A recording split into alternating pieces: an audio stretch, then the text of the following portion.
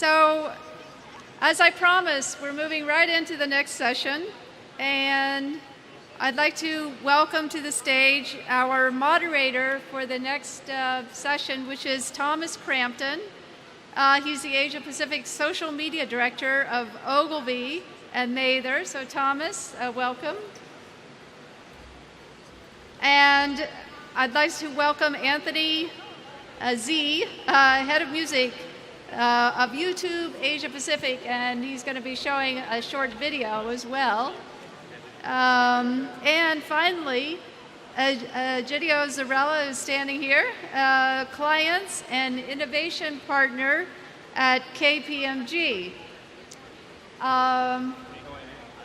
So maybe what we should do to kick off this next session is to show the video. So why don't we, you want to do that? Show the video. Okay.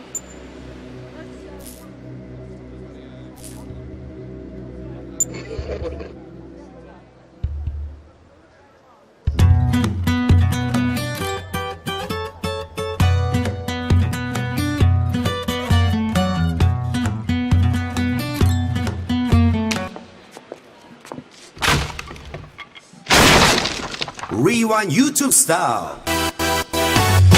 낮에는 따사로운 인간적인 여자, 커피 한 잔에 여유를 아는 품격 있는 여자, 밤이 오면 심장이 뜨거워지는 여자, 그런 반전 있는 여자. 너는 선호해, 낮에는 너만큼 따사로운 그런 선호해, 커피 식기도 전에 원샷 때리는 선호해, 밤이 오면 심장이 터져버리는 선호해, 그런 선호해. 아름다워 사랑스러워 그래 너 hey. 그래 바로 너 hey. 아름다워 사랑스러워 그래 너 hey. 그래 바로 너 hey. 지금부터 갈 때까지 가볼까.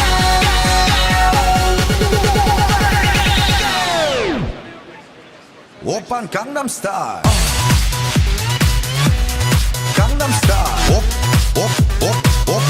오빤 강남 스타일. 강남 스타일. 오빤 강남 스타일. So, thank you very much. If you are not on this panel, you're welcome to stay up and join the panel if you'd like.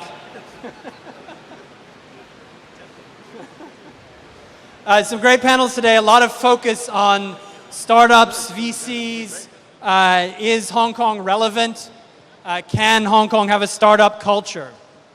What's nice to see is people are exchanging name cards here, which is a good thing. But if you want to exchange name cards, maybe if we move off to the side.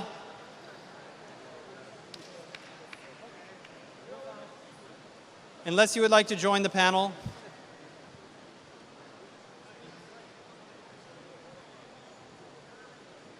Okay, we'll have a moment of silence as we wait for the front to clear. Okay, we've just had a video, Anthony, you run music for Asia Pacific for YouTube. We just saw a video, Gangnam Style. What is the message? What is YouTube doing in Asia? How is the music business changing? First of all, I think music is very important to Google. So right from the inception of YouTube, in 2005, we started, signing partnerships with the music industry. So we signed partnership with UMG, Warner, and so forth. But now we are expanding into Asia. So in Asia, we signed partnerships all around the region with Korean companies, Japanese companies, and I believe what we really provide as an opportunity for them is to reach out to other countries. So obviously, YouTube is a global platform, and we can give them the opportunity to reach out to the US, to reach out to Europe. And I think Gangnam Style is a very good example, right? Because they could reach an audience actually outside of Korea. Just to give you a number, only 6% of the views from Gangnam Style are coming from the Korean market. So that's actually really, really impressive. 94% of it is international traffic. Absolutely, absolutely. And in terms of numbers as well, we just reached an impressive milestone. We have now 1 billion unique users on YouTube every month.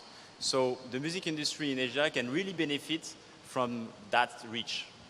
Okay, how does that relate to startups? Is this changing the model of startups for music groups, for musicians? You know, we see a lot of companies creating businesses only for YouTube. We see that trend in the US, and it's also coming, in Europe and in Asia. We believe that we can really provide them the opportunity to generate significant revenues. And in order to help them, we open creator spaces in Los Angeles, in London, and also in Tokyo to help creators and startups to create content for the YouTube platform. So for us, the plan is to create an ecosystem around YouTube. We don't produce content, but the opportunity for us is to help those creators to create content and build a sustainable business on YouTube. Besides Gangnam Style, what are some other examples coming out of the Asia Pacific region that you'd highlight in terms of music? We have been very lucky, actually, in Asia because we had Gangnam Style last year, and we also had Gautier, somebody I used to know, that has been very popular on YouTube, and specifically in the US and in the UK as well. Okay, excellent. Edge, you work at KPMG, doing a lot of innovation work. From your perspective, you've heard a lot today about startups. You're not coming to this from the startup perspective. KPMG is not quite a startup. No, not really, no.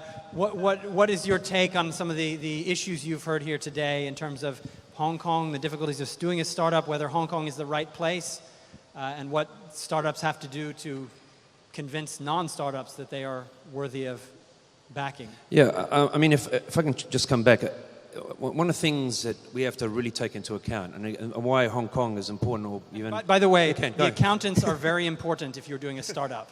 Very important. But just to come back, it's like, and I think YouTube showed it, is that what we've seen a trend, and this is where I think the startups in Hong Kong, and literally Asia and China should be playing towards, and I know we've talked about this before, is on that whole online space. We've just done a study of 10,000 consumers and consumer groups. The Asian consumer is changing the way we're buying, and the buying patterns are changing. The way we look at stuff online, the way we're driving it. I mean, if you remember Gangnam Style, it was very much a Korean-driven thing, but you guys brought it to the world. There's stuff that's coming out of here that people are starting to take note of.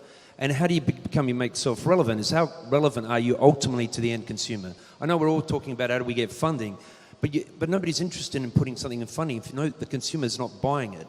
And to me, this whole side of what the consumer's doing in Asia, this is where's the gateway for Hong Kong. If the guys entrepreneur want to play, I thought Anu made a great point. It was a fantastic point. Stop looking just to Hong Kong, because the danger of a conversation, and by the way, I keep telling everybody, I know Rebecca knows, I go right across for Silicon Dragon, we're a big sponsor. I keep telling everybody I'm Chinese. And the reason I'm now Chinese and not Australian is this conversation, how relevant Australia is in this market, is because they've just focused on Australia. You've got to look to the global market. And the global market, a lot of it's to the side of the world. I mean, this is where, taking it like on the YouTube and the Gangnam Style, what I liked about it, it came from Asia. Everyone said it's not going to work, but the viral effect of something new and relevant to what let's say the generation wants to see, that's what it's about. To be a successful entrepreneur, demonstrate you can actually get something to the consumer. And let me tell you, the Asian consumer is changing the planet. We're seeing it in every aspect. From the perspective of multinationals who might work with a startup, what would be the top tips or points that a startup would have to think in mind in terms of either acquisition or a partnership? Making money and serving those consumers. I mean, when there was a discussion I saw on one of the Twitters about Hong Kong and Singapore. Singapore is going for their market. And that's why I like what the guys in Invest in Hong Kong are now starting to do, is how do we get to our market and that global market and making themselves relevant? It's got to be to what the consumers want. And the consumers are changing. They are absolutely changing. I mean, I'll tell you, if we talked about Gangnam Style and you predicted something like that was going to happen, most folks will say, ain't going to happen. But what actually happened is the next generation showed us what this new technology is doing and what are they going to buy off that. It's that change that everyone's got to look at, and they've got to look at it. Anthony, in terms of this change, comparing YouTube usage in terms of the music industry in Asia versus other parts of the world? Is Asia ahead in this model of leveraging online platforms to develop music careers? Behind? Where does it stand? Is this somewhere where we can take lessons to bring elsewhere, or are there lessons to bring in? I think there are, two interesting trends in Asia. The first one is this market is very local, as opposed to Europe or even the US, right? There's no Asia Vision pop contest. So actually, what is actually important to say is that K-pop and C-pop and J-pop or Bollywood music are to their market, and almost Gangnam Style is the counter. Absolutely, and K-pop is traveling well as well around the region. So local music is very popular here as opposed to international music. So that's the first thing. There is a strong shift to mobile devices in this part of the world. I think you agree. Specifically in the northern part of Asia, like Japan and Korea. In Korea, we have the majority of the views on YouTube coming from mobile devices. So that's actually quite interesting. And for us, it's important to embrace this usage and make sure that we provide, a consistent experience across devices. And that's the reason why we recently revamped the website, to make sure that the experience is consistent across all devices, TV, gaming console, and mobile and tablets. So key difference is one, local, to mobile devices. In terms of the business model or breaking in, is the relevance of record companies gone down faster in Asia than it has elsewhere? Yeah, I think, pretty much everywhere in Asia, our partners are very engaged. They make the most of the platform, specifically in countries such as India, Korea, and also in Southeast Asia. Japan is still, kind of a different planet because the physical distribution market is very strong. 85% of the revenues in Japan are coming from physical distribution. So obviously for us, it's a people are buying records or CDs? Yeah, absolutely. And the price is kind of regulated as well. Yeah, I'm not sure they're buying CDs and stuff. I think it's all the online stuff. But again, go back to the study we just did, and it's released this week. In Beijing and Shanghai, there are 5 to 6 devices. In Hong Kong, 4 devices that a person would have, mobile devices. You compare it to New York and London, it's 1 to 2. Now that sounds like an exciting stat. That's not the exciting stat. What they're doing is buying online. That's why the online market and what's happening online with all that YouTube and everything else, that's why it's so exciting, and what I think where Hong Kong has got to play, because the consumer is changing the way they're buying. And you have to look to that ultimate end. We may have investment bankers here and stuff, but that's great, but you're dealing with other corporates. Look to what the consumer is doing. The consumer is shifting. And the guys in Asia, especially in China and Hong Kong, we are buying differently. We are starting to buy differently. So that's where an entrepreneur, how can you jump into that? What is the role of the entrepreneur in that system? Get me a product that I can buy online and that can serve my needs. That's ultimately what everybody wants. That's what YouTube serves a need. And let me tell you, my youngest daughter, when you said the devices, I've got a 13 and 10-year-old. They've got their iPhone. And by the way, anybody from Apple, I don't like any of you guys. I spend all that money on these devices. They jump between different devices. And they're looking at their favorite music videos. And they're buying stuff online too as well. That's what they're starting to do. And on the move. That's what they're doing. And so being able to offer services and products in that space, and anybody can play to a global market. I do like the thing about going for your dream, because if you just play to Hong Kong, you're going to end up very small. But play to the global market. The global market's changing, and it's what the consumer's doing is what's relevant here. Let's do a quick poll of this audience in terms of mobile, just in terms of how it's integrated into people's lives. How many people use their mobile phone as an alarm clock to wake up this morning? Fritz did not. Someone's going to ask another question. Does anybody use their mobile phone to talk to anybody anymore? Who did not talk on their mobile phone Who did not talk on their mobile phone today? Yeah, there you go. Whose next purchase of a mobile phone is going to be an iPhone? Don't worry, Hong Kong, everyone's got an Samsung? It's a tie. BlackBerry? 2 or 3.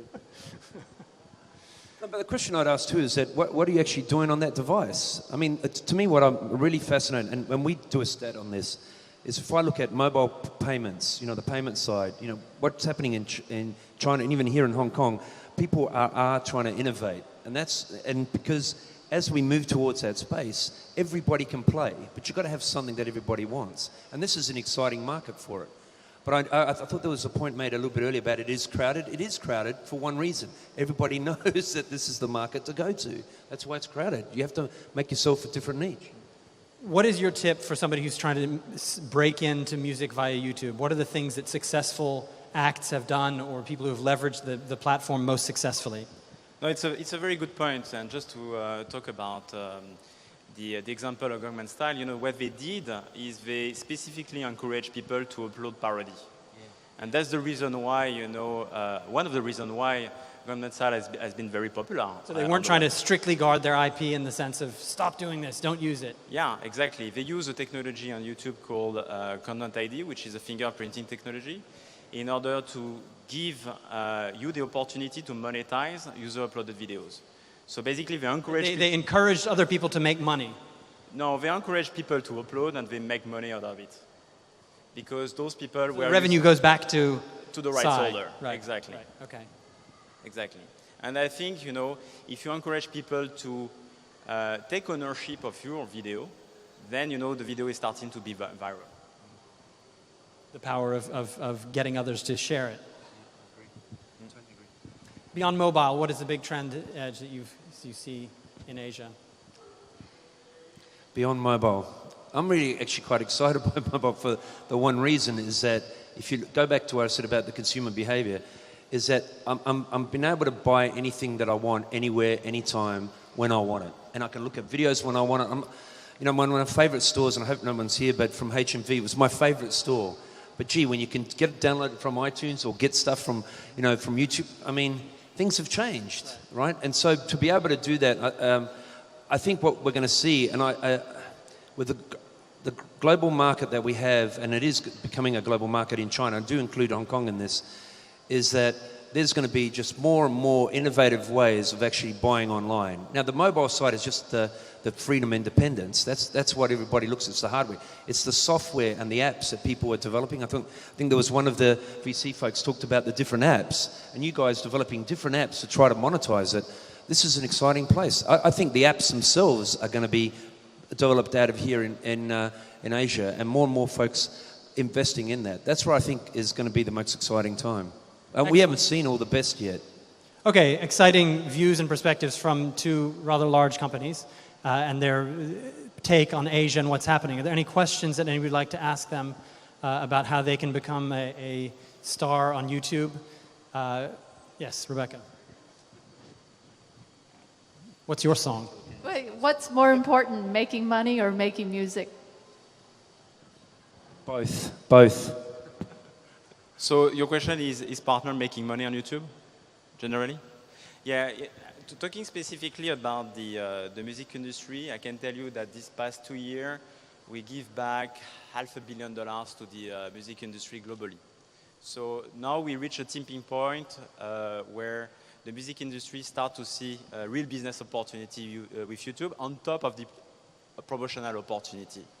And our partners' revenues are growing. I think we double the revenues every year for 4 years in a row now. So it's really growing pretty quickly. And the business model is based on advertising mainly. Questions, thoughts? In the back, can we get a microphone?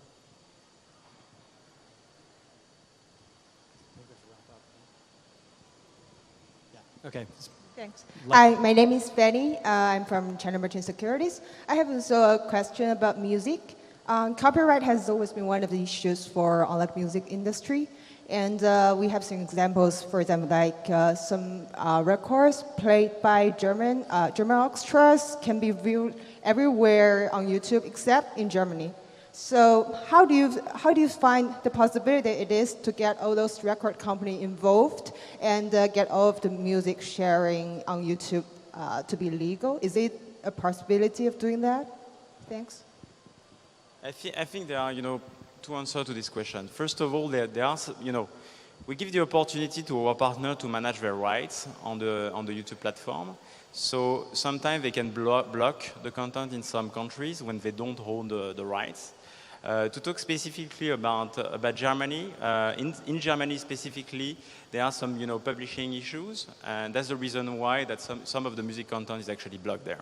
But we are working on resolving this specific situation in Germany. Are there many countries in Asia that have a similar situation to what Germany has in terms of copyright? In Asia, we have deals in place with pretty much all collection societies where YouTube is actually localized. For those of you who don't know what is a collection society, it's actually a company that is actually managing the rights of composers and authors. And we have deals in place with companies like Cash in Hong Kong, Compass in Singapore, in order to share revenues with composers and authors in this region. So, Thomas, can I just use an example? One of my favorite bands, you may not even have heard of it, called First Aid Kit. They couldn't even They're get called First Aid Kit. Two young girls. What genre of music is this, Edge? Alternative, country sort of stuff. Not that I'm into country, You but it's didn't- alternative. You didn't No, strike me as kind of a wait. country guy. No, but I want to use an example. They could not get any money, nothing to help anybody help these guys to actually do it. They went on YouTube to put out, and it went viral. All of a sudden, they got there and they got the contracts. So if you're an entrepreneur or like an early musician, how do you get your voice out there and get the music that is really, really good out there? So they got onto a platform like YouTube. Everybody liked it. Then the record contracts came. It is a win-win. This thing about saying, how do we make money? We are making money. We're just making it differently than we did before. There's many, many examples where this platform can actually help record companies, us, to identify these are the new folks that are coming out. And obviously, there are the revenues that you can generate on YouTube, plus also all the revenues that you can also generate thanks to YouTube outside of YouTube, like merchandising and everything. Sponsorship and other aspects. Okay, Napoleon, you had a question. Thank you. The question was that I understand, we're talking about startups and VCs here, right? So in the States, I think YouTube is funding or buying content, funding people to produce shows. Are you going to see that happen here in Asia, where you won't be just a platform, but you'll actually fund the creation of content? So we remain a platform, so we are not producing or buying content. The reason why we decided, to fund some initiative in the US, but also in Europe and also in Japan, is really to kickstart an initiative and to create an ecosystem around YouTube. But the idea is actually to have people starting to generate money on YouTube and to create a business that is sustainable only on the YouTube platform. And that's the reason why we open studios, facilities in LA, in London, and also in Tokyo. It's actually not to produce content, but actually to coach creators in order to help them producing content. But Hong Kong is the center of film production. Why haven't you opened a studio here to bring back some production to this market? The first studio we opened was in London 6 months ago. We opened, LA 3 months ago, and like a few weeks ago we opened in Tokyo. So it's really a new initiative, and we are currently looking at other countries to expand. So maybe Hong Kong next. Who knows? Napoleon, your next album. Okay, I think that's all we have time for. Thank you very much, Ed, Anthony, and for great insights on startups and multinational. I think also what's interesting, thank you very much, Thomas, Edge, and Anthony. I also think it's interesting all the different Asia music that is on YouTube, and I think that was the point of the video in the beginning, and I think it just showcases the range of music styles. And I also YouTube showcases the opportunity to use YouTube as a branding platform and a platform for a startup to catch hold and make a name for itself. So it's probably overlooked in that way.